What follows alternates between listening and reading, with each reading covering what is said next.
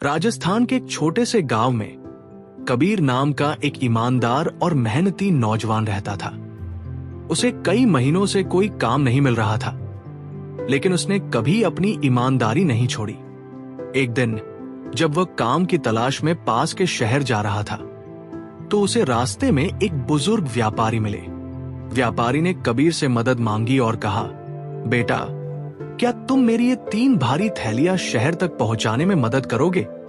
बदले में मैं तुम्हें 5 सोने के सिक्के दूंगा। कबीर तुरंत तैयार हो गया। व्यापारी ने उसे पहली थैली दी और कहा, इसमें तांबे के सिक्के हैं, ध्यान से ले जाना। थैली बहुत भारी थी, लेकिन कबीर उसे उठाकर चलने लगा। व्यापारी थोड़ी दूर पीछे पीछे चल रहा था। कबीर के मन में एक बार भी लालच नहीं आया। कुछ दूर चलने पर एक छोटी नदी आई। व्यापारी ने कहा, मैं बूढ़ा हो गया हूं, इतने वजन के साथ में नदी पार नहीं कर पाऊंगा। तुम ये दूसरी थैली भी ले लो, इसमें चांदी के सिक्के हैं, मैं तुम्हें 5 और सोने के सिक्के दूंगा। कबीर को व्यापारी के शक करने पर थोड़ा अजीब लगा, पर वह चुपचाप दूसरी थैली लेकर भी नदी पार कर गया। शहर के पास एक पहाड़ी आई।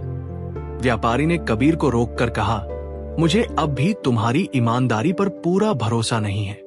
ये मेरी तीसरी और सबसे कीमती थैली है, इसमें सोने के सिक्के हैं, इसे भी तुम ही ले चलो।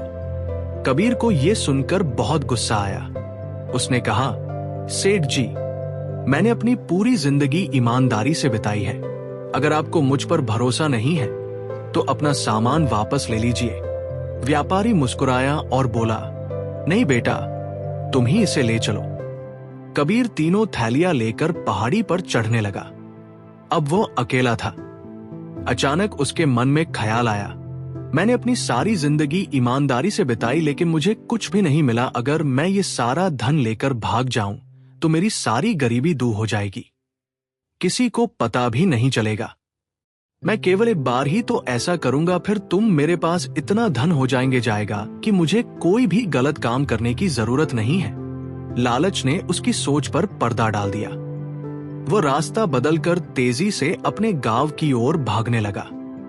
घर पहुंचकर उसने जल्दी से थैलियां खोली, लेकिन ये देखकर हैरान रह गया कि तीनों थैलियों में सिर्फ पत्थर और रेत भरे थे।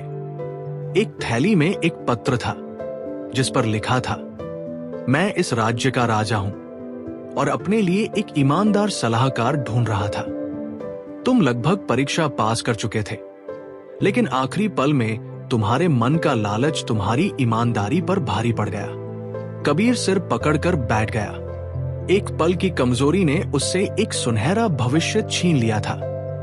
उसे समझ आ गया कि सिर्फ कर्मों से ही नहीं, बल्कि विचारों से भी ईमानदार होना सबसे ज्यादा जरूरी है।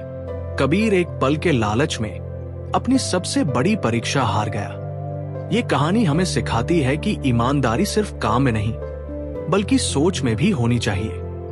याद रखो, सच्चाई और ईमानदारी ही जीवन की सबसे बड़ी पूंजी है।